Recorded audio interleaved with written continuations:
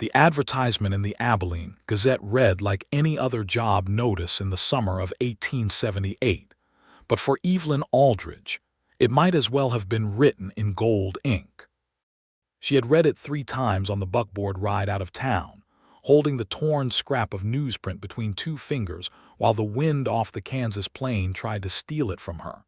And each time she read it, she felt that same peculiar tightening in her chest, not excitement exactly, but something closer to determination compressed into the space where fear used to live. The notice asked for a bookkeeper, someone with figures, someone who could manage accounts for a ranch operation covering nearly 4,000 acres in the county of Dickinson. It listed a wage that was better than anything the mercantile back home had ever offered her, and it listed a name at the bottom where inquiries should be directed. Monroe Boone, the Double B Ranch, 7 miles west of the Smoky Hill River. Evelyn Aldridge was 26 years old. She had no husband, no family left to speak of, and she had the kind of handwriting that her old schoolteacher had once called a gift from Providence. She could add columns of figures in her head faster than most men could do it on paper.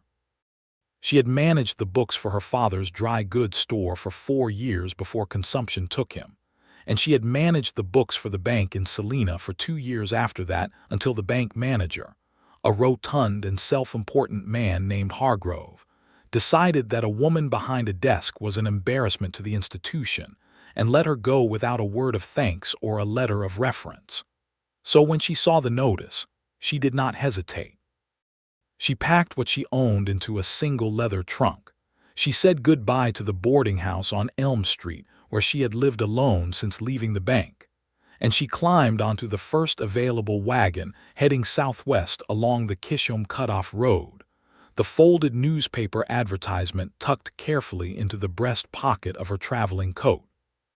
She arrived at the Double B Ranch on a Tuesday afternoon in late July, when the sun was positioned directly overhead like an accusation, and the heat pressed down on the open grassland with a weight that felt almost personal. The gate at the entrance to the ranch was made of pine timber and bore a brand burned into the crossbeam 2 overlapping Bs, and beyond it, the road curved gently upward to a cluster of buildings that sat against the rise of land like they had grown there. A main house of white clapboard with a covered porch, a bunkhouse, a long barn painted a deep red that had faded over several seasons into something between rust and rose. Corrals on the south side holding horses that moved with the restless energy of animals that knew work was coming. A boy of perhaps 12 came running from the direction of the barn when the wagon stopped at the gate. He was lean and sunburned and wearing a hat 2 sizes too big for his head. "You the bookkeeper?" he asked, squinting up at Evelyn with the directness that only children and very old people ever managed. "I'm here to speak with Mr. Boone about the position," Evelyn said, climbing down from the wagon with her trunk and thanking the driver, who tipped his hat and turned his horses back toward the road without much ceremony. "Mr. Boone is out on the south pasture," the boy said. "I am Tommy. I work here. You want water?" Evelyn told him she would appreciate water very much, and Tommy led her through the gate and up to the main house porch, where a tin cup hung on a nail and a water barrel stood in the shade. She drank, and she looked out at the land around her, and she thought that she could not have described exactly what she felt, standing there with the dust of the road still on her boots and the heat coming off the earth in visible waves. It was not belonging. It was something more provisional than belonging. It was the recognition of a place that might, with time and labor, become something to her. Monroe Boone rode in from the south pasture an hour later. She heard him before she saw him, heard the particular rhythm of a horse moving at a working trot on dry ground, and then he came around the corner of the barn and she looked at him, and had the involuntary, inconvenient thought that he was exactly the kind of man who caused problems for women who did not want problems. He was tall in the saddle, broad-shouldered, wearing a hat that had seen serious use, and a canvas work coat that had seen even more. His horse was a dark bay with a white blaze, and horse and rider moved together with the kind of easy familiarity that spoke of years. He was perhaps 31 or 32, with the kind of face that weather had worked on without ruining strong jaw, dark eyes that assessed everything with the same level, unhurried attention, a mouth that looked like it knew how to be serious but had not forgotten how to be something else. He pulled up when he saw her sitting on his porch steps, and he swung down from the horse in a single fluid motion and handed the reins to Tommy, who had materialized from somewhere. "Miss Aldridge," he said. "Mr. Boone." She stood. "I have come about the bookkeeping position." He looked at her the way a man looks at something he did not quite expect, not with disapproval but with honest reassessment. "You have references."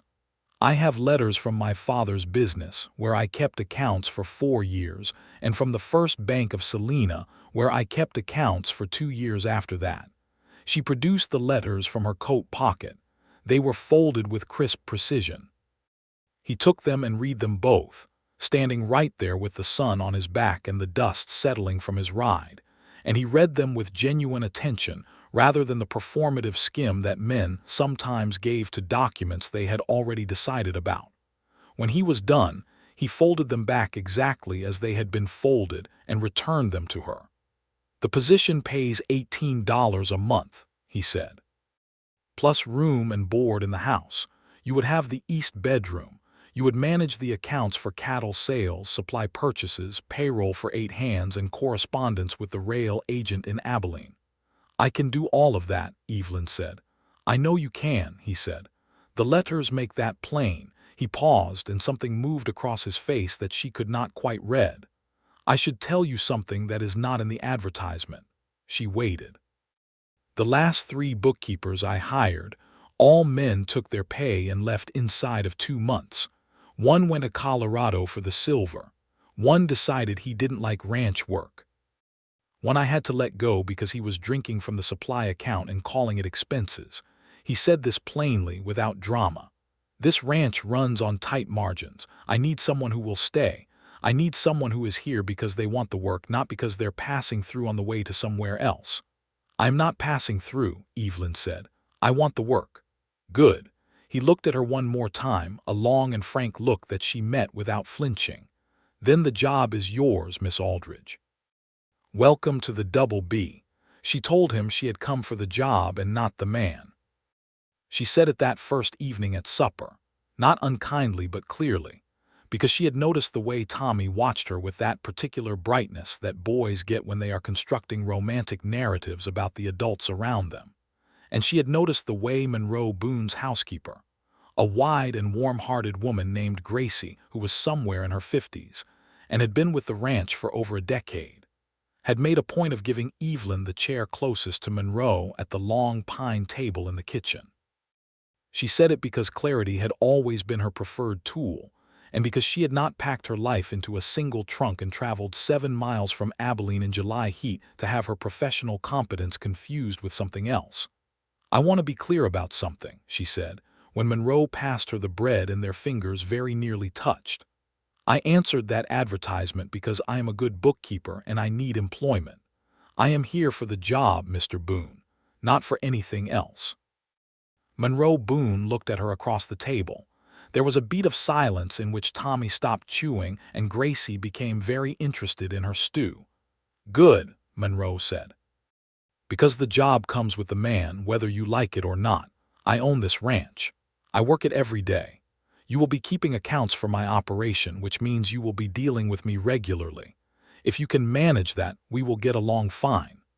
There was something in how he said it, not with arrogance, but with a kind of dry, unhurried certainty that made Evelyn want to argue with him, which was itself annoying because she could not find anything actually wrong with what he had said. "I can manage that," she said. "Good," he said again and went back to his stew. She was good at the work. That was the first thing she established, and she established it quickly and with purpose, because she understood that in a world that did not naturally expect competence from a woman sitting at a desk, the most effective argument was a clear and irrefutable record. Within her first week, she had reorganized the ranch's account books, which had been kept in a system that was functional but inefficient, with expenses and income entered in different ledgers that required constant cross-referencing. She consolidated them into a single clear system with separate columns and monthly summaries, and she found two discrepancies in the previous year's accounts that, when she traced them back, turned out to be an overpayment to a supply merchant in Salina and an underpayment from a cattle buyer in Wichita. The combined sum was $47. She informed Monroe of both. He came into the small room off the kitchen that served as the ranch office, a desk, two shelves of ledgers, a window that faced the barn, and she showed him the figures. He looked at them carefully. He said nothing for a long moment. "You found this in a week," he said. The supply merchant's error was easy to spot. The cattle buyer was more subtle. "How do you want to handle the recovery?" "I will write letters to both parties," she said. "The supply merchant will likely correct it without argument. The cattle buyer may push back. If he does, I can draft a formal demand that references the original purchase agreement." Monroe nodded slowly. "Do it." Both parties settled within 3 weeks. Monroe did not make a production of it, but he brought her a small bunch of wildflowers from the pasture one morning and set them on the edge of her desk without a word. And she put them in a tin cup of water and told herself it was a pleasant gesture from an employer to an employee and nothing more. But she noticed things.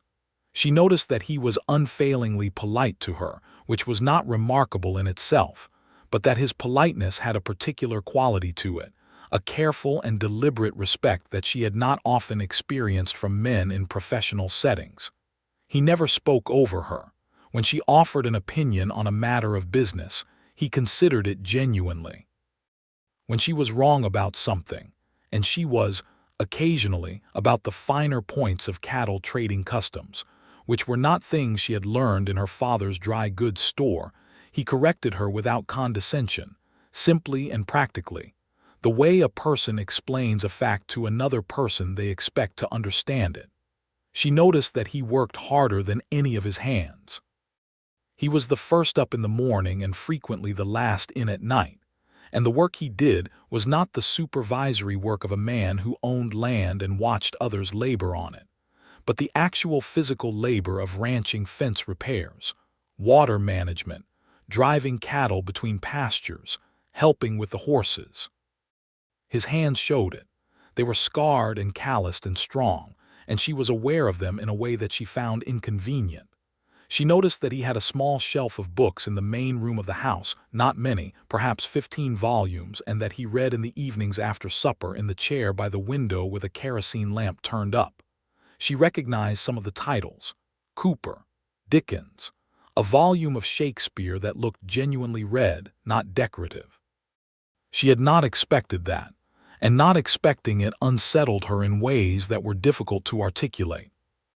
In the evenings, when supper was done and the hands had gone to the bunkhouse, and Tommy had been sent to bed, it was often just Monroe and Evelyn, and sometimes Gracie in the main room, and they developed the kind of conversation that develops between people who share a space and an interest in the world, and have enough intelligence to make the conversation interesting. They talked about the cattle market, which was volatile and unpredictable in the summer of 1878, in ways that directly affected everything she was tracking in the account books. They talked about the railroad expansion and what it meant for ranching operations like the Double B. They talked about the territory, its history, the way the land had changed over the years Monroe had worked it. He had come to Kansas from Tennessee as a young man of 22, he told her one evening. He had worked on other men's ranches for 6 years, learning everything there was to learn about cattle, about the land, about what it took to build something that would last. He had bought the Double B with borrowed money and 10 years of careful work, and he had built it from a modest 40 acres into what it was now, and he was proud of it in the quiet and unglamorous way of someone who has earned their pride through actual labor. He did not ask her much about her past. She appreciated that. When she did share things about her father, about the bank, about Salina, he listened without the particular quality of listening that is actually waiting for you to finish. He genuinely listened. It was one of the more attractive things about him, and she was keeping a careful internal list of attractive things about Monroe Boone that she was trying very hard not to consult. The list was growing. It was in the 4th week of her employment that the trouble with Calhoun started. Calhoun was a cattle buyer from Wichita, a thick-necked man in his late 40s with a reputation for pressure tactics and a habit of arriving unannounced. He had done business with the Double B before Monroe had Evelyn, and his previous dealings with the ranch had been managed through Monroe directly. He arrived on a Wednesday morning in August when Monroe was out checking the North Water line, and he tied his horse at the post and walked into the office where Evelyn was working without knocking. "Where's Boone?" he said. Evelyn looked up from her ledger with the expression she had learned from years of dealing with men who opened conversations this way. "Mr. Boone is on the property. I expect him back within the hour. I am the ranch's bookkeeper. May I help you?" Calhoun looked at her the way certain men look at women in professional positions, with an expression that was not quite dismissal and not quite surprise, but was something unpleasant in between. "You the bookkeeper?" "Yes," Evelyn said. He sat down in the chair on the other side of the desk without being invited to. "I'm here about the spring cattle purchase. Boone owes me a settlement on 30 head that came in underweight." Evelyn opened the relevant ledger. She had already reviewed this account. The spring purchase had been documented and settled in full. She had the figures. She showed him. Calhoun studied the ledger page with narrowed eyes. "That's not how I have it tallied." "How do you have it tallied?" Evelyn asked. He produced a folded paper from his coat pocket, and Evelyn examined it, and she saw immediately what he had done. He had recorded the cattle at a different base weight than the bill of sale specified, which created a fictional shortfall on which he was now attempting to collect. "Mr. Calhoun," she said, "the bill of sale from March of this year specifies the purchase price on the basis of the weight recorded at the Wichita loading yard, which was 9,200 pounds for 30 head, at an agreed price per hundred. The settlement paid reflects exactly that. What you have written here uses a different base weight that is not referenced in any document we hold." Calhoun's expression shifted. He was not embarrassed. He was recalibrating. "There's a verbal understanding. Verbal understandings," Evelyn said pleasantly, "do not appear in account books, Mr. Calhoun." She heard boots on the porch then, and Monroe came through the door still wearing his work coat, and he looked at Calhoun and then at Evelyn, and his eyes asked a question. "Mr. Calhoun has a query about the spring cattle settlement," Evelyn said. "I have shown him that the payment was made in full according to the documented bill of sale. He has suggested there is a verbal understanding that changes the figure. I have explained that we cannot honor what is not in writing." Monroe looked at Calhoun. Something quiet and final moved across Monroe's face. "That's right," he said. Calhoun stood. He was not a man who accepted defeat gracefully, and he said several things on his way out the door that were unpleasant and directed primarily at Evelyn, questioning her qualifications and her right to speak on matters of ranch business. Monroe said something to him at the door, low enough that Evelyn did not hear all of it, but the tone was unambiguous, and Calhoun left without further escalation and without the money he had come for. When Monroe came back into the office, he stood in the doorway for a moment. "Are you all right?" he asked. "Perfectly well," Evelyn said. "Men like Calhoun are not uncommon. I have managed worse." "I know you have," Monroe said. "I'm asking anyway." There was something in that, the gentleness of the asking, that she felt in a place she was trying to keep professional. She looked back at her ledger. "I am fine, Mr. Boone, thank you." "Monroe," he said. "Call me Monroe." She looked up. "That may not be appropriate. We share a dining table every night, and you keep accounts that tell me exactly how close to the edge this ranch is operating at any given time," he said. "I think we can manage first names." She hesitated for just a moment. "Evelyn," she said. He nodded. "Evelyn." He said her name like he was trying the weight of it, and then he went back out to work, and she sat for a moment with her pen above her ledger without writing anything. The August heat broke slowly, giving way to something gentler in September, And with the change in the air came a change in the rhythm of life on the double B that Evelyn had come to know well enough to feel in her body before the calendar confirmed it. The fall cattle drive was approaching. Monroe would be taking a herd of 300 head north to the rail point at Abilene, a drive of 3 to 4 days, and the preparation for it consumed the ranch in the weeks before. The account work became heavier and more urgent. She was managing the pre-sale documentation, correspondence with the rail agent, calculations of expected returns against outstanding debts and payroll obligations, and she worked late into the evenings by lamplight with ink-stained fingers and the particular satisfaction of a mind fully engaged. Monroe checked in with her each evening, not to supervise but genuinely to discuss the numbers, what they meant, what decisions they suggested.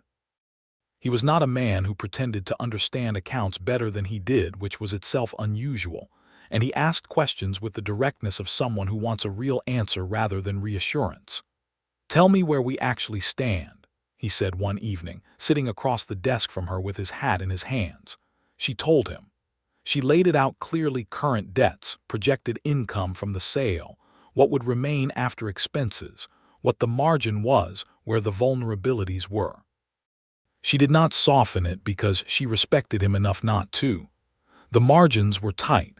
They were not catastrophic, but they required the drive to go well and the prices at Abilene to hold. Monroe listened to all of it. Then he said, "What would you do if it were your ranch?" The question caught her slightly off guard. "I would prioritize settling the largest outstanding debt to the supply merchant first because the interest is the highest. I would look for ways to reduce the winter feed costs, possibly through a different arrangement with the Miller farm to the east. They have surplus hay. And I would consider whether 8 hands is the right number for the winter operation, or whether 6 with a bonus structure in spring might serve you better financially." Monroe was quiet for a moment, looking at her. "That's good thinking," he said. "Every bit of it." "It is your ranch," she said. "I only see the numbers." "You see more than the numbers," he said simply. "I think you know that." She did not know how to answer that, so she looked back at her work, and Monroe stood and said good night in the quiet way he had, and she listened to his boots on the floorboards until they faded, and she sat there in the lamplight for a long while without doing much writing. Tommy had appointed himself something of an informal ambassador between Evelyn and the rest of the ranch world. He was not subtle about it. He brought her things: interesting rocks, a feather from a hawk, a small piece of petrified wood he had found near the creek, with the solemn officiousness of a courier delivering state papers, and he told her things about Monroe with the same air of importance.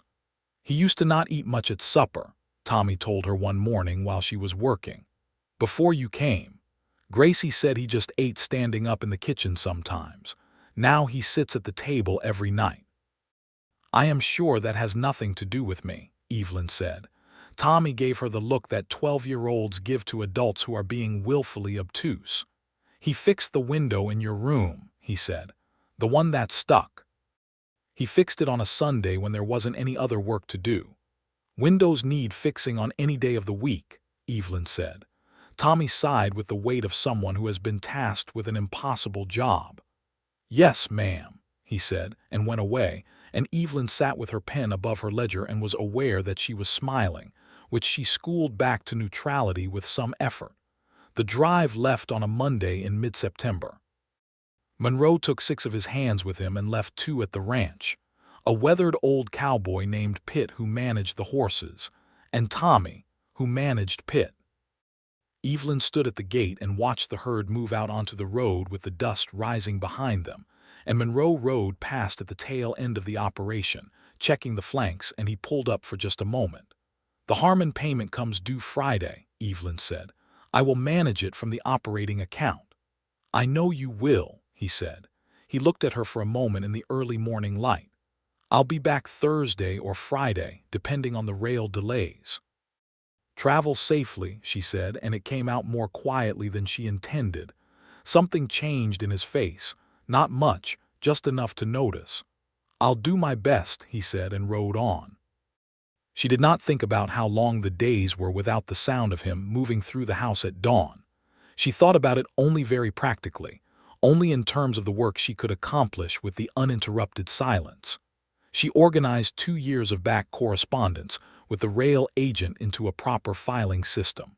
She drafted a letter to the Miller farm about the hay arrangement she had mentioned to Monroe. She reconciled every outstanding account down to the last cent. She told herself she was being productive. Gracie looked at her with the knowing warmth of a woman who has seen this precise situation before and made no comment, which was its own kind of comment. Monroe returned on Thursday evening, arriving with the remnant dust of 3 days on the road still on his coat, and the satisfied and exhausted look of a man who has done a hard thing well. He handed Evelyn the payment receipt from the rail agent, a sum that was better than the projection she had calculated, because the prices had held and even improved slightly, and she looked at it and felt a genuine relief that surprised her with its force. "The prices held," she said. "They held," he said. "We are in good shape for the winter, Evelyn." She looked up at the way he said her name, not formally, not carefully, but easily, naturally, like it had become a comfortable word in his mouth. She did not know when that had happened.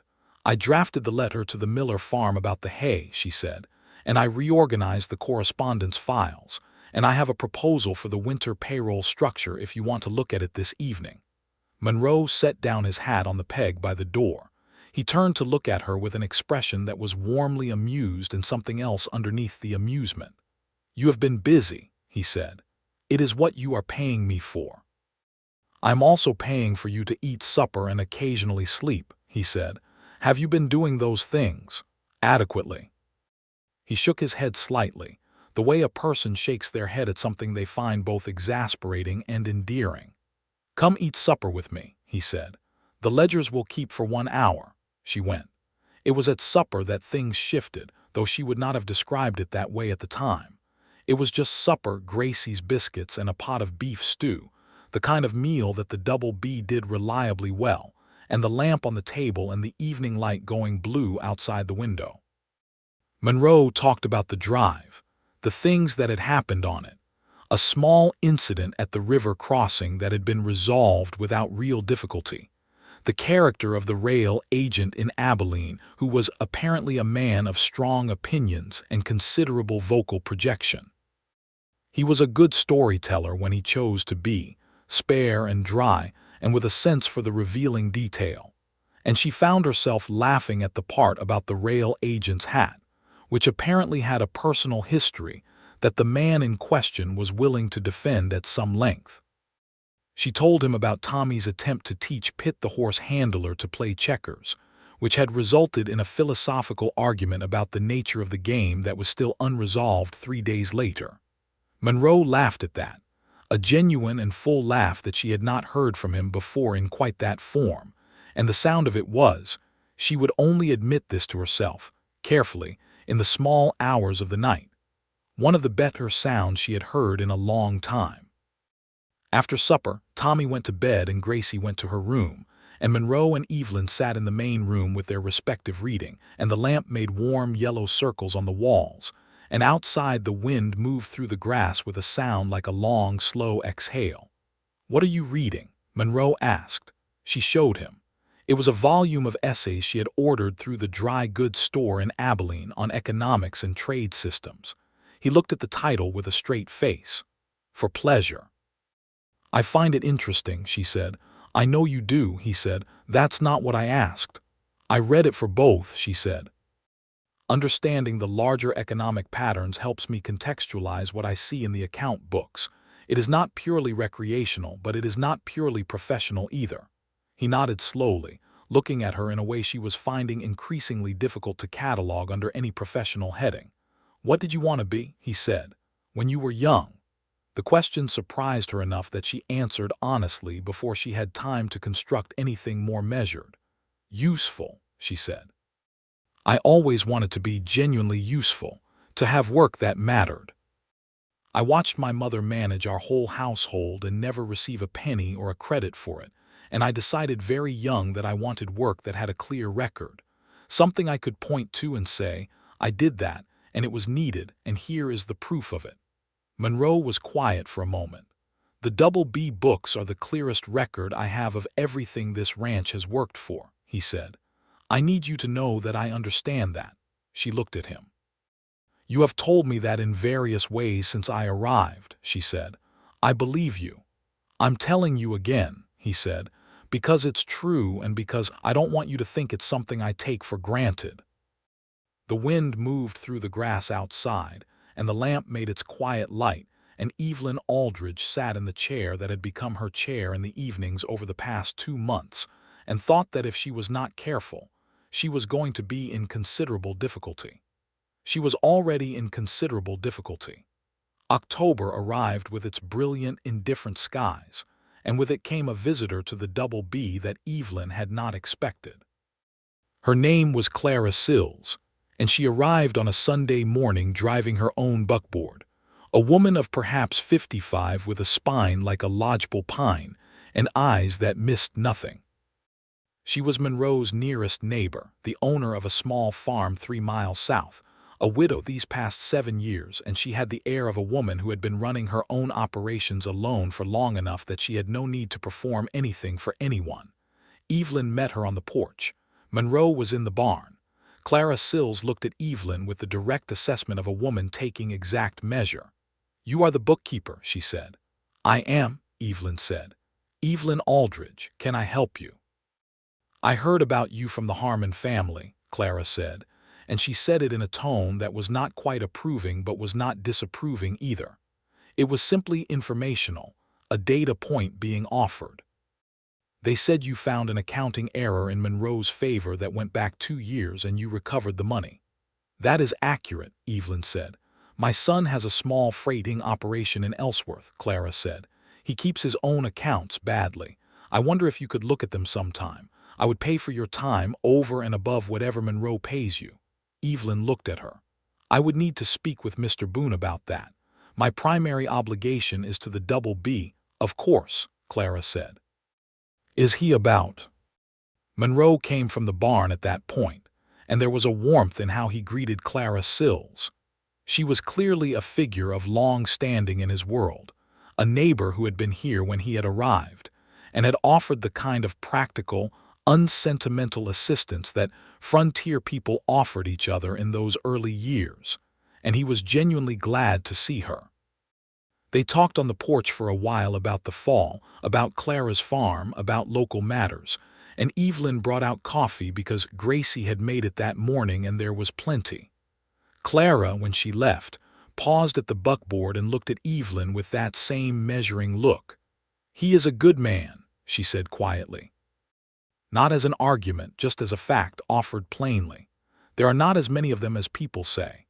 Evelyn said nothing, and Clara Sills drove away, and Monroe came to stand beside Evelyn on the porch, and they both watched the buckboard until it was small against the open grassland. "She likes you," Monroe said. "She is assessing me," Evelyn said. "With Clara Sills those are the same thing," Monroe said. "If she didn't like you she wouldn't have spoken to you at all."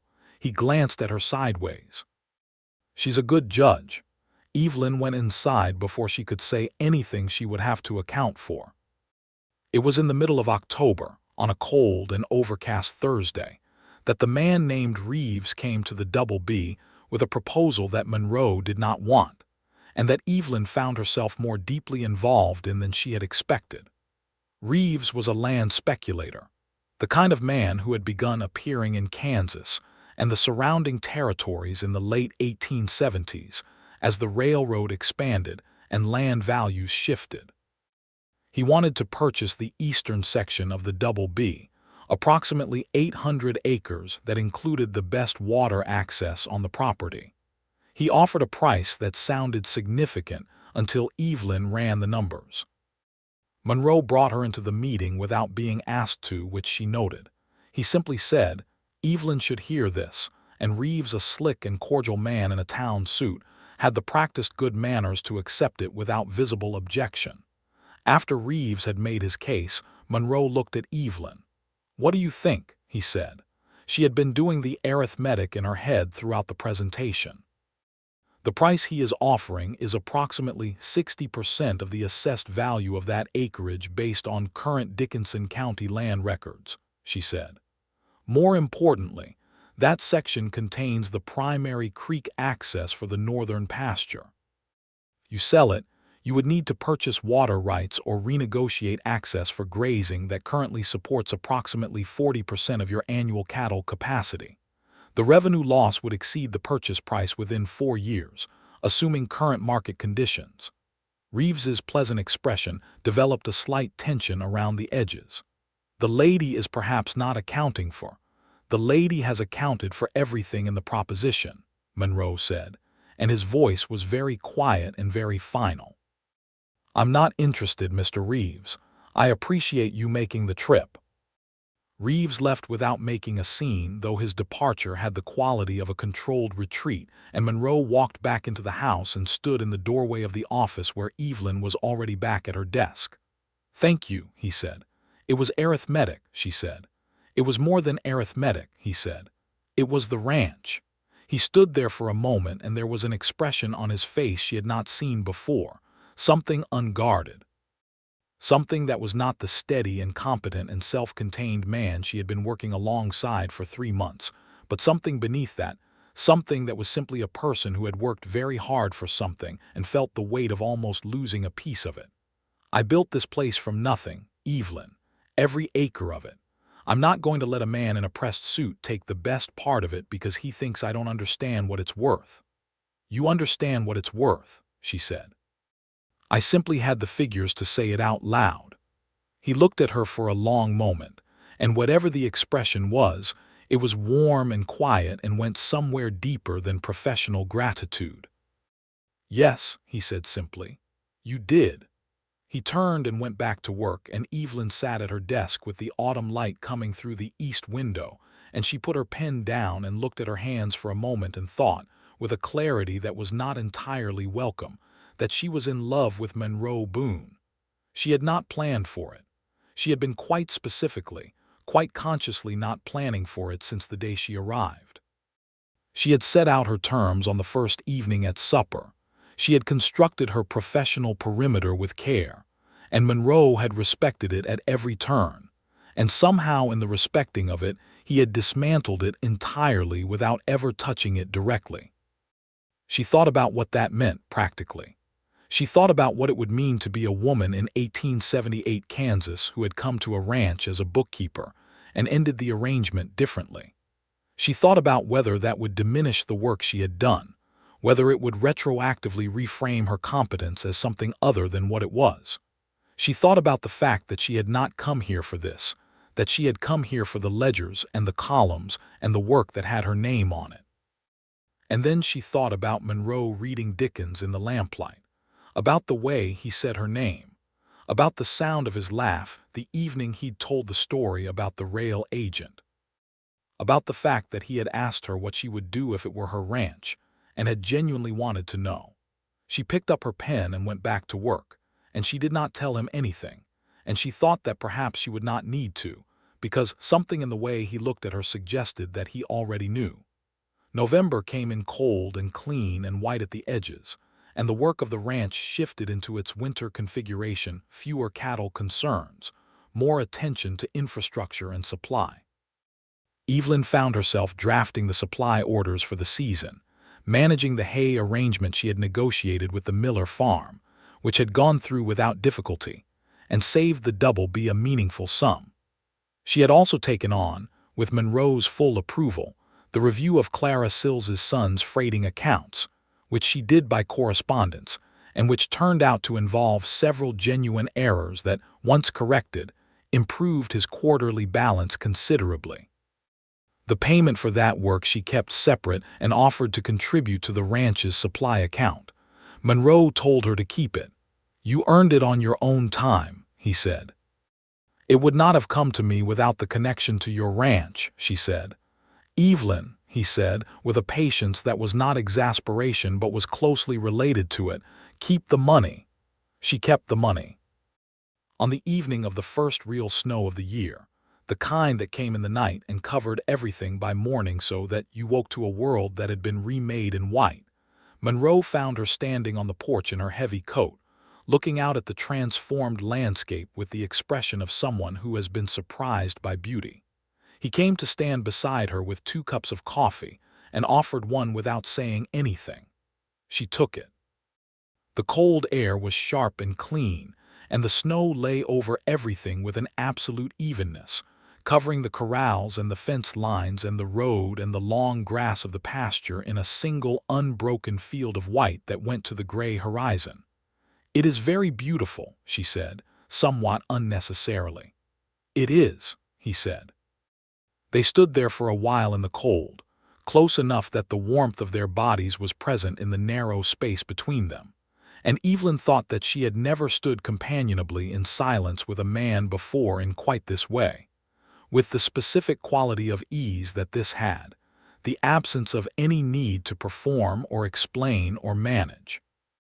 "I need to ask you something," Monroe said after a while. She waited. "I need to ask you whether you intend to stay through the winter." He said it carefully, looking at the snow rather than at her. "I know you came for the job. I know you have made that clear. I want you to know that the job is yours for as long as you want it, regardless of anything else. But I need to know practically, for planning, whether I am looking at a long-term arrangement here." "How long a term are you considering?" she asked. He turned to look at her then, directly, and his expression was the most open she had ever seen it. Not vulnerable exactly, but without the protective reserve that was usually part of him. "A long one," he said, "if you are willing." The snow fell in small, quiet increments into the stillness between them. "I came for the job," she said slowly. "That is still true. The work matters to me, Monroe. This ranch's accounts, the way the numbers tell the story of what you have built here, that matters to me." "I know it does," he said. But she stopped. She looked at the snow. She thought about Hargrove at the bank and the way he had dismissed her. And she thought about every man who had assumed that her presence in a professional space was temporary or decorative or contingent. And then she thought about Monroe asking her what she would do if it were her ranch, and Monroe standing at Calhoun's retreating back, and Monroe fixing the window on a Sunday with no other work to do. "But it is not only the job anymore," she said. "I think you know that." "I know it," he said quietly. She looked at him. He was looking at her with the same level, unhurried attention he gave to everything, but there was nothing level or unhurried about what was in his eyes. It was warm and careful and very earnest, and it was the most honest thing she had seen from another person in a long time. "I am not a simple arrangement," she said. "I need you to understand that. I will not set aside who I am or what I do because of what this is between us. The work is mine. The competence is mine. Those are not things I will negotiate." "I would not ask you to," he said. "I have never once wanted you to be anything other than exactly what you are." She believed him. That was the thing. Standing there in the cold with the snow coming down and the coffee warming her hands, she believed him completely. And believing him completely was the most frightening and the most liberating thing she had felt in years. "I will stay through the winter," she said, "and past it." He said nothing for a moment. Then he took one step closer, just one, and he raised his free hand and touched her face very briefly and very gently, just his fingers against her cold cheek, and it was the quietest and most decisive thing, and she leaned into it by an infinitesimal amount, and both of them knew what that meant. "Thank you," he said, as if she had given him something of enormous value, which she supposed she had. They went back inside, and Gracie was at the stove, and Tommy was at the table with his checkers board, and the lamp made its warm light, and the snow came down outside the windows, and Monroe and Evelyn sat down at the table and played 3 games of checkers with Tommy, who won 2 of them because neither adult was paying their full attention to the board. The winter settled over the Double B with the steady, unglamorous quality of real winters on the Kansas plain, not dramatic, not romantic, but relentlessly present. The cold was serious. The work of maintaining the ranch in winter was serious. The days were short and the nights were long, and the wind came out of the northwest with conviction. Evelyn found that she loved it. She could not have predicted that. She had spent most of her adult life in towns, in buildings, doing indoor work, and the raw and open reality of winter on the grassland was nothing she had been prepared for. But there was something in the starkness of it, the complete absence of pretension, that suited her in a way she had not expected. The ranch in winter was reduced to its essential functions: keep the animals alive, keep the humans warm, keep the operation running until spring, and Evelyn's work was part of that essential structure, and she felt it in the same way she felt the ledgers, as something real and necessary. Monroe was, if anything, more attentive in the winter than he had been before their conversation on the snow-covered porch. Not in a way that interfered with work.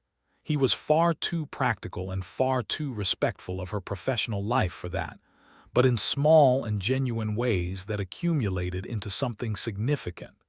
He ensured the office fireplace was lit before she came down in the mornings.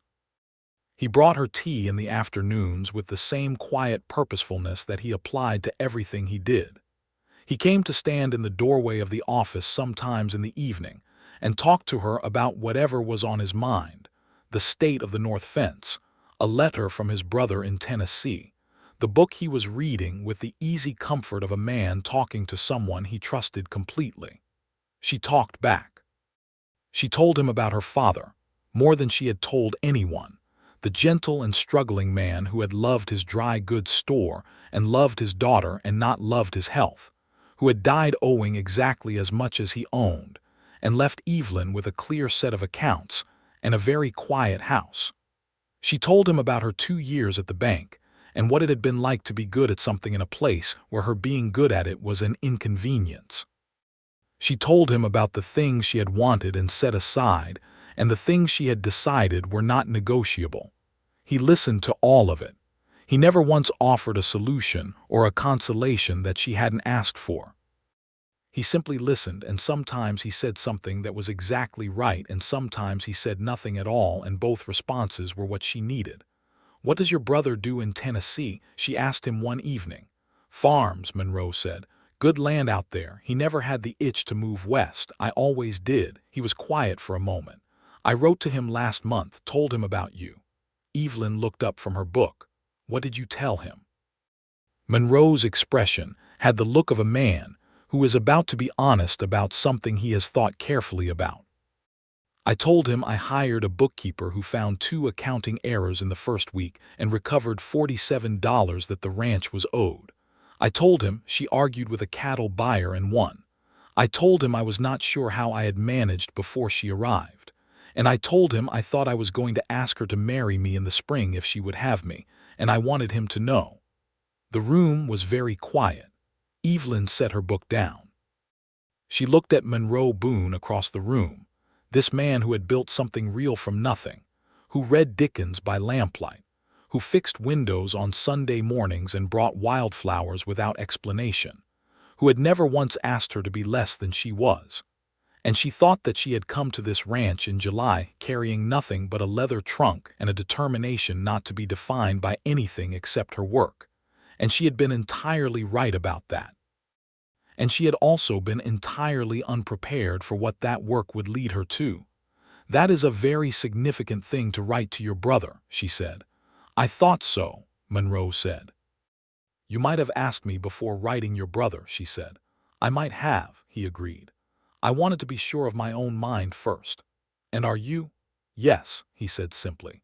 She looked at him for a long time, and in the looking she catalogued everything she was sure of, everything she knew about him, every evening and every conversation and every moment of real and uncomplicated respect, and she knew that she was as sure of Monroe Boone as she had ever been of anything. "Ask me in the spring," she said. "As you planned." Something that was more than relief and less than joy moved across his face, settling into a warmth that she thought she could look at for a very long time. "Yes, ma'am," he said. Tommy, who had apparently been lurking in the hallway with the stealth of an intelligence agent, made a sound that was half triumph and half effort not to be heard, and both Monroe and Evelyn turned toward the door, and Monroe said, "Tommy," in a voice that was a tempting sternness, and Tommy fled back up the stairs with the footsteps of someone who had absolutely no regrets. December passed in the way that December passed on the open plain, which was to say with cold and work, and the particular interior warmth of a house that has enough people in it and enough lamplight. Christmas was observed at the Double B with a practicality that Evelyn appreciated: a modest exchange of gifts, Gracie's excellent cooking, the hands coming in from the bunkhouse for a proper meal. Monroe gave Evelyn a new ledger, leather-bound, with her initials tooled on the front cover. She gave him the collected works of Dickens, a set she had ordered from the bookstore in Abilene weeks before. He looked at it for a moment with an expression she would keep. "These are your initials," he said, touching the new ledger. "Well observed," she said. "This is a serious bookkeeper's ledger," he said. "For a serious bookkeeper," she said. "For a serious ranch." He smiled at that, a full and real smile that reached all the way to his eyes, and she thought, "There it is," and she smiled back. January and February were the deepest of the winter, and they moved through them together in the steady rhythm that the Double B had created for itself. Evelyn's work continued. She was now handling not only the ranch accounts but also a small number of outside clients, referred to her by Clara Sills and the Harmon family, all paid at fair rates that Monroe helped her set.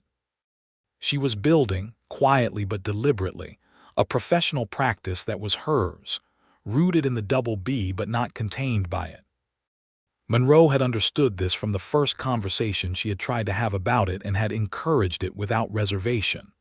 "The more independent your work is, the more secure your position in the world," he said, when she had suggested that perhaps it was not appropriate to use the ranch office for outside client correspondence. "Use whatever you need. This is your home." She had stopped at that word home and turned it over in her mind. She had not had a home, not the real kind, since her father died. The boarding house on Elm Street had been a residence. The Double B had been, in 7 months, somehow more than that. "It is becoming that," she said. "Good," he said. "Because I mean for it to be." Spring came back to the Kansas plain in March with the particular extravagance of a season that has been withheld. The grass came back first, green and insistent at the edges of the brown winter pasture, and then the wildflowers began, small and determined, scattered across the hillsides with an uncurated abundance that Evelyn found genuinely moving. The cattle that had been wintered in the southern pasture began moving back toward the range with the restless energy of animals that know the season has changed, and the hands were busy, and the ranch hummed with the increased tempo of spring operation. Monroe asked her on an evening in early April, when the light was going long and golden across the land, and the first warm air of the season had come down from the north with the smell of new grass in it. He asked her on the porch where she had stood the first day she arrived, where she had drunk from the tin cup on the nail and looked at this land for the first time and felt something provisional and significant. He did not make a production of it. He was not a man who made productions. He simply stood beside her in the evening light with his hat in his hands, which was about as far as Monroe Boone went toward ceremony, and he said, "I told my brother in October that I was going to ask you in the spring. It's spring. Evelyn Aldridge, will you marry me?" She had known it was coming. She had said to ask her in the spring. And still the actual words in his voice, in the April evening light with the smell of new grass and the long shadows falling across the porch, hit her with a force that she had not been entirely braced for. "Yes," she said, "I will marry you, Monroe." He put his hat on the porch rail and took her hands in both of his, and she looked at those calloused and scarred and capable hands holding hers, and she thought that she had never been more certain of anything in her life. He kissed her, and it was gentle and warm, and it tasted like the beginning of something that she understood with her whole self was going to be the central fact of the rest of her life. From inside the house came a sound that was unmistakably Tommy making no attempt whatsoever to conceal his joy, followed by Gracie's voice doing something between a laugh and a reprimand, and Monroe pulled back and looked at Evelyn with an expression that was laughing and warm and absolutely certain, and she laughed too, and the sound of it went out into the spring evening like something freed. They were married in June of 1879 at the small church in the town of Solomon, 7 miles east of the Double B, with Clara Sills as witness on Evelyn's side, and a ranch hand named Decker who had been with Monroe since the first year as witness on his. Tommy served as a sort of unofficial ring bearer and general agent of enthusiasm. Gracie cried openly and with no attempt at discretion, and said she was not crying at all when asked about it.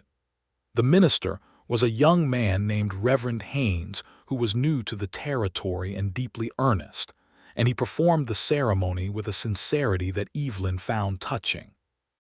Monroe stood at the front of the church in a clean suit that fit him well and looked at Evelyn when she came down the aisle with an expression that she was going to remember for the rest of her life. There was a small gathering afterward at the Double B.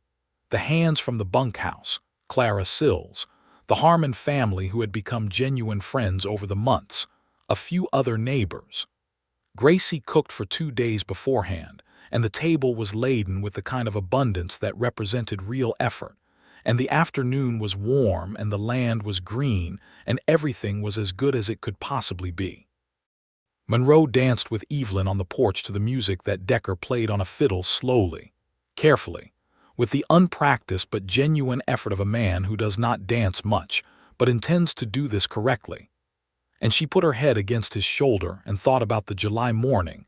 She had climbed off a wagon with a leather trunk and a newspaper advertisement, and the distance between that moment and this one seemed both enormous and completely natural. As if each step had been the only possible next step. "Are you happy?" Monroe asked, speaking quietly against her hair. "I am," she said, "completely." He tightened his arm around her just slightly. "Good," he said. "I intend to see to it that you stay that way." The summer of 1879 had its complications, as all working ranches do, but it also had the particular quality of a life that has found its proper form. Evelyn continued her bookkeeping for the Double B, and for the small roster of outside clients that now included, besides Clara's son in Ellsworth, a merchant in Solomon, and a small freighting concern out of Abilene, whose owner had heard about her through the rail agent, the same man with the opinionated hat. She had formalized her arrangement with the outside clients into a clear agreement that her primary obligation was to the Double B, and that outside work would not interfere with it. Monroe had helped her draft the agreement and had told her it was the most well-organized piece of business writing he had ever read, and she had accepted the compliment without false modesty because she agreed with him. In August, she discovered she was pregnant. She told Monroe on an evening in late August when the summer heat was finally beginning to soften and the evenings were coming back toward the gentle temperatures of early fall. He was at the kitchen table with the ranch correspondents when she came in and sat down across from him and said, "There is something I need to tell you." He set down his papers and gave her his full attention. "We are going to have a child," she said. The expression that moved across Monroe Boone's face in that moment was one of the most purely genuine things she had ever witnessed in another person. It moved through him like weather, like the first warm wind of spring, and he sat there for a moment with it. And then he stood and came around the table and took her face in his hands and kissed her forehead and then her mouth, and he said with his voice at its most unguarded, "Evelyn." Just her name, but it contained everything. She laughed. He pulled her into his arms and held her with the careful and absolute quality of someone holding something that is both precious and real, and she let herself be held, which was not something she had allowed herself often, and she thought that she had been right to come here. Right to take the job, right to tell him on the first evening exactly why she was there, and then wrong about exactly why she was there, and that both of those things together were the truest story she had. Tommy was told the next morning. His reaction was instantaneous and involved the word tremendous 3 times in rapid succession, and he then spent the rest of the day making improvements to his own room on the theory that the baby would eventually need his current one, which was the larger of the two. The logic was somewhat sprawling, but the intention was good. Gracie said nothing at all for a full minute, standing at the stove, and then she turned around and her eyes were already going and she said, "Well, good. Good, good, good," and went back to the stove. The pregnancy moved through the fall and winter with the unfussy practicality that seemed to characterize everything about Evelyn Aldridge Boone, which was how she had been signing her name since June. She worked through most of it, reducing her schedule in the final weeks at Monroe's gentle request, and her own pragmatic assessment that the ledgers were better managed by someone who was fully present. He was attentive without being overprotective, which required a particular calibration she appreciated. He asked her every day how she was feeling and accepted her actual answer, which was sometimes perfectly well and sometimes tired and somewhat impatient, and once memorably, "Like I am building a cattle ranch inside my own person," which made him laugh hard enough that he had to set down his coffee. Their son was born in April of 1880, 1 year and a few days after Monroe had asked her in the spring evening with his hat in his hands.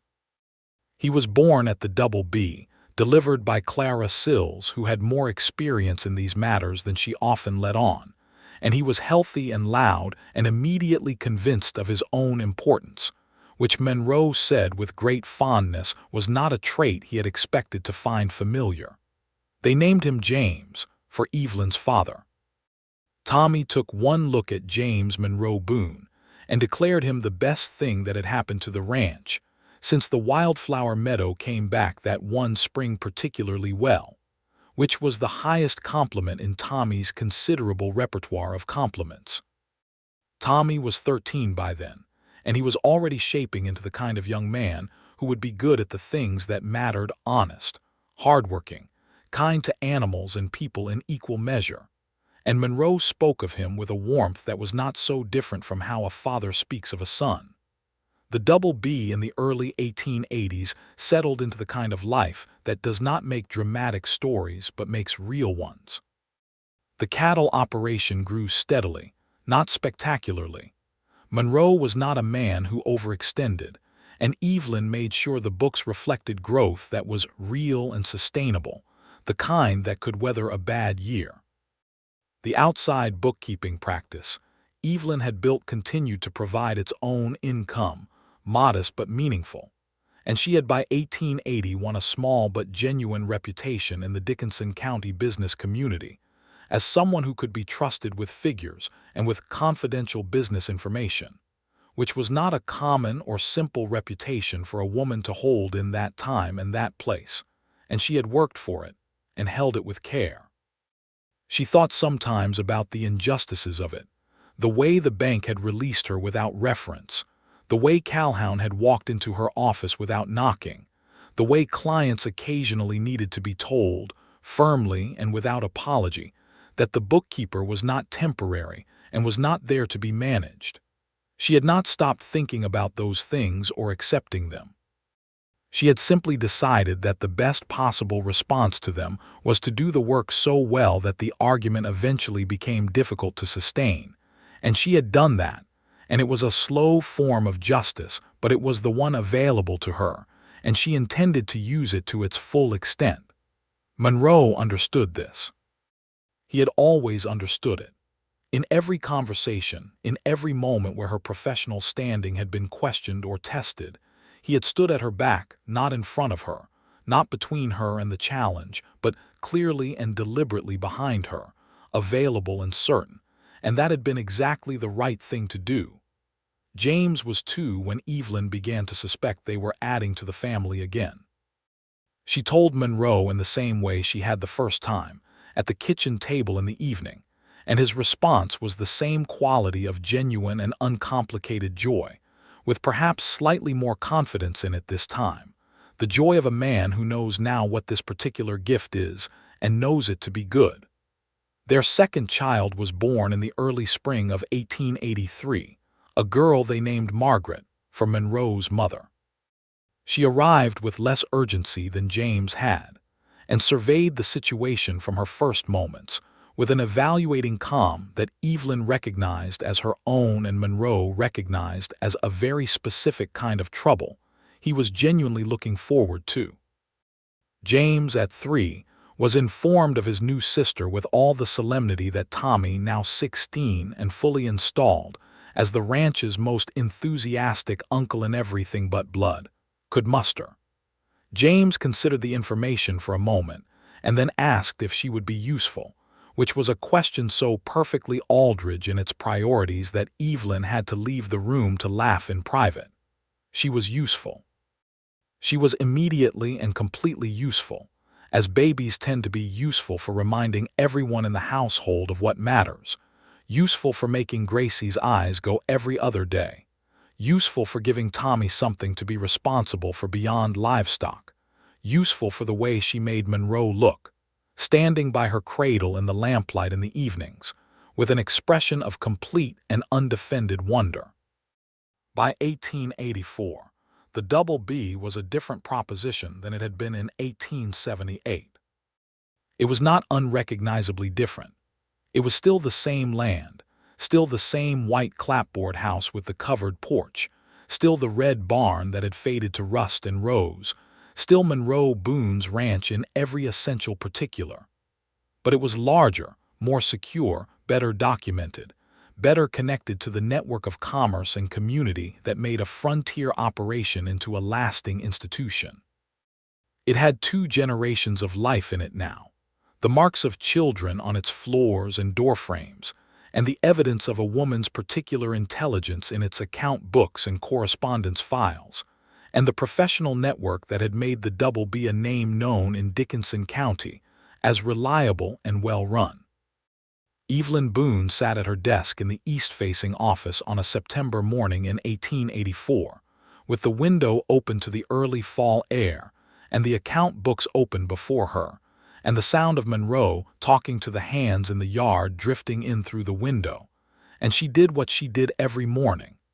She opened the ranch ledger to the current page and she looked at the figures, and the figures told their story, which was the story of 6 years of work and 2 seasons that had been hard and 4 that had been good, and a margin that was real and earned, and documented in her own handwriting on every page. She was 32 years old. She had the job she had come for, and she had the man that came with it, and she had James upstairs and Margaret in the cradle in the corner of the room that she had brought in because babies and bookkeeping had proven entirely compatible, and she had the best autumn light on the open Kansas plain coming through the east window, and she had the sound of Monroe's voice from the yard. She looked at the current balance in the ranch account, the number that represented everything the Double B had built in a year of hard and consistent work, and she entered it into the column with the precise and satisfied pen stroke of someone doing work that matters. Monroe came in from the yard and stopped in the doorway of the office the way he always did, and looked at her the way he always did, which was with the kind of attention you give something you are glad is exactly where it is. "How do we look?" he said. "Better than last year," she said, "by a meaningful margin. That's because we kept the Harmon contract and settled the Ellsworth debt. That's because we managed the operation intelligently and documented everything," she said. "That's because I hired the right bookkeeper," he said. "You hired the only applicant who showed up in person in July heat carrying references," she said. "That was good judgment on my part," he said. "It was," she agreed. He came into the room and stood behind her, and he looked over her shoulder at the ledger, at the columns and figures and monthly summaries that she had kept for 6 years in her clear and precise hand, and he put one hand on her shoulder, just resting there, warm and steady. "I am glad you came," he said. "I came for the job," she said. "I know you did," he said. "And you were right, too. It was a good job." She tilted her head back slightly to look up at him. He looked down at her with that expression, warm, certain, entirely his, and Margaret made a small contented sound from her cradle in the corner, and from upstairs came the sound of James and Tommy having an argument about something that had the quality of an argument that will resolve itself within 5 minutes. "It was a very good job," Evelyn said, "and the man came with it whether I liked it or not." Monroe Boone smiled at his wife, the full and real smile that went all the way to his eyes, and he said, "And did you like it?"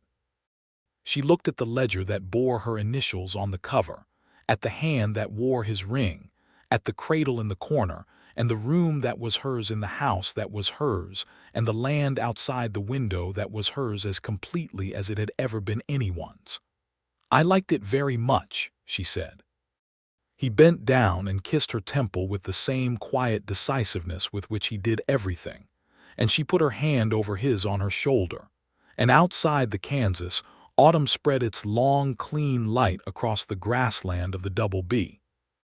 Across the cattle in the south pasture, and the fence lines and the red-faded barn, and the road that came in from the east where a wagon had stopped 6 years ago, and a woman had climbed down with a leather trunk and a newspaper advertisement and a clear and absolute certainty about what she had come for. She had come for the job. She had stayed for everything. In the years that followed, the Double B grew into the kind of ranch that becomes a landmark in the county, not for any single dramatic event, but for the accumulated fact of its endurance and quality. Monroe expanded the operation in 1886 with the purchase of 200 additional acres to the northeast, a transaction that Evelyn had identified as the right opportunity 3 months before it became available, based on her reading of the county land records and her assessment of the neighboring property's financial trajectory. The price they paid was fair, and the land was good, and within 2 years it was contributing to the operation as if it had always been there. Tommy grew into a man that both Monroe and Evelyn were proud of in the way of parents, even though they had not parented him in any official sense. He was simply part of the Double B's life, and by the time he turned 20, he was the ranch's lead hand, trusted with more responsibility than men twice his age were given on operations elsewhere in the county.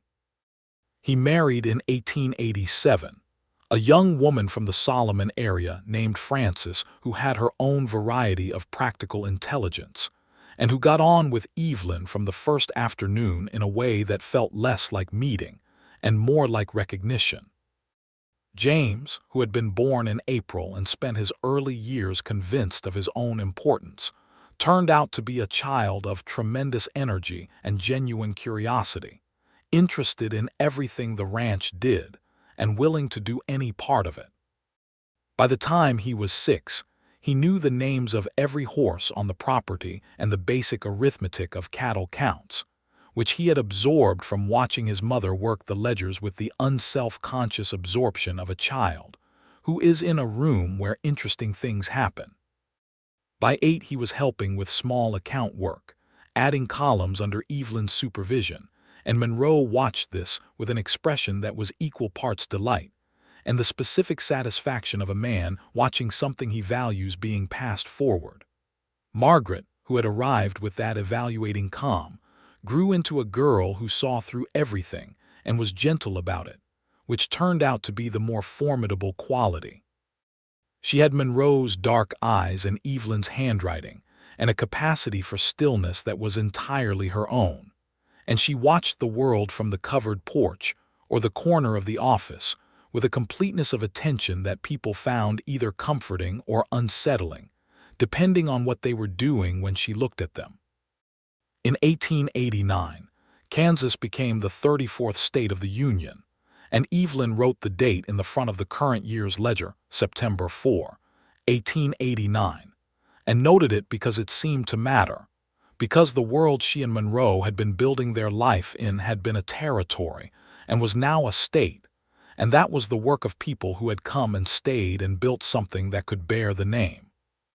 That same year, on an October evening when the children were in bed and the harvest was done, and the house was quiet with the particular completeness of a life that is full, Monroe and Evelyn sat on the porch in the last of the autumn warmth, and Evelyn had a new ledger open on her lap. She had begun keeping a different kind of record alongside the ranch accounts, a journal of a more personal nature, noting things that the official figures did not capture, and Monroe had his book.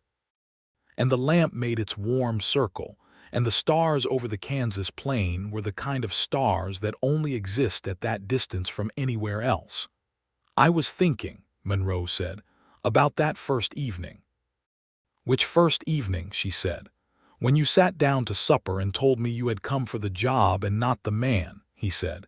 He said it with the warmth of someone telling a favorite story which it had become over the years, the story they told at the beginning of everything else. "I have thought about that a number of times." "Have you?" she said. "I have. Because I said what I said, that the job came with the man whether you liked it. And I said it because it was simply true, and because I wanted you to be clear that you were working for a person and not an abstraction." He paused. "I did not say it because I had any design on anything else at that point. I said it in good faith as a practical matter." "I know you did," she said. "That is part of why it worked." "Is it? If you had tried to arrange anything from that first evening, I would have been on a wagon back to Abilene inside a week," she said plainly. "The fact that you meant it exactly as you said it, that is what allowed everything else to happen on its own terms." Monroe was quiet for a moment. Then he said, "So the only reason you married me is that I wasn't trying to marry you?" She smiled. "The only reason anything good happened between us is that neither of us was performing anything. We were just doing the work and being honest, and the rest of it followed." He reached over and took her hand in his, the same warm and certain hold it had always been. "I'll accept that explanation," he said. "It is also not the only reason," she said. "You read Dickens." He laughed, and it was the same laugh she had fallen in love with on an evening with biscuits and stew and a lamp on the table, full and real and unmistakably his. "I fixed your window," he said. "You fixed my window," she agreed. "And I brought you coffee in the snow. And you brought me wildflowers without explanation. And I asked my brother before I asked you." "That was presumptuous," she said, "and also quite endearing." He pressed her hand. "And you stayed," he said, "through everything. You stayed."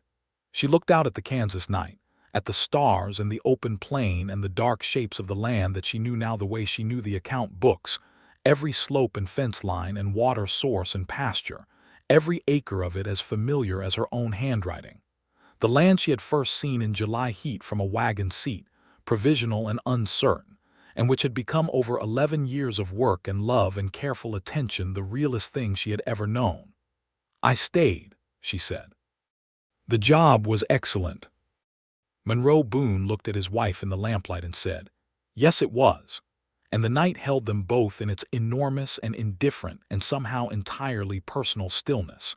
And inside the house James and Margaret were sleeping with the careless completeness of children who have never had reason to sleep otherwise. And the ledgers in the office held their clear and honest record of everything that had been built.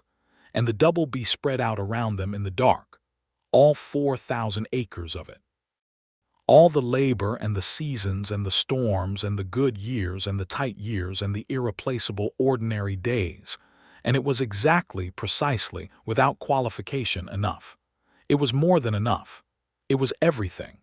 And the figures, as Evelyn had always maintained, did not lie.